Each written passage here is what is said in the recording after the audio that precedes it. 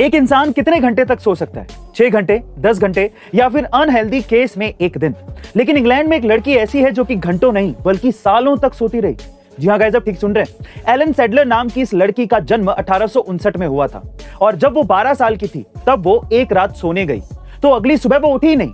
घर वालों ने जब उसे जगाया तब वो जगी ही नहीं, तो उन्हें लगा कि वो मर गई, लेकिन उसकी धड़कन चल रही थी और इसीलिए उसे डॉक्टर्स के पास ले जाया गया। पर डॉक्टरों को भी समझ नहीं आया कि ये क्या है और ये बात पूरे ब्रिटेन में चर्चा का विषय बन गई।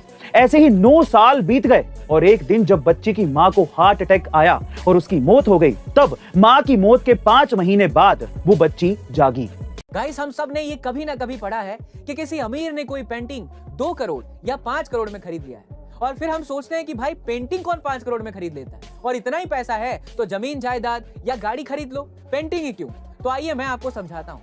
दरअसल अमीरों पर टैक्स बहुत लगता है, तो कई देशों में इससे बचने का एक तरीका है। मान लीजिए आप एक पेंटिंग 1 करोड़ रुपए में खरीदते हैं, फिर आप उसे म्यूजियम में एग्जीबिशन में बेचने के लिए डिस्प्ले कर देते हैं। जहां लोग उसे 5 करोड़ में खरीदने को तैयार हो जाते हैं तो कोई 10 करोड़ में। मान लीजिए पेंटिंग आपने 1 करोड़ में खरीदी, अब कोई उसे 10 करोड़ में खरीदने को तैयार है, यानी उस पेंटिंग की वैल्यू अब 10 करोड़ हो चुकी है। वो 10 करोड़ आप किसी म्यूजियम को डोनेट या चैरिटी कर देते हो। अब उस देश में इनकम टैक्स स्लैब 30% है, तो आपके पास 3 करोड़ का रुपए का इनकम टैक्स क्रेडिट आ जाएगा।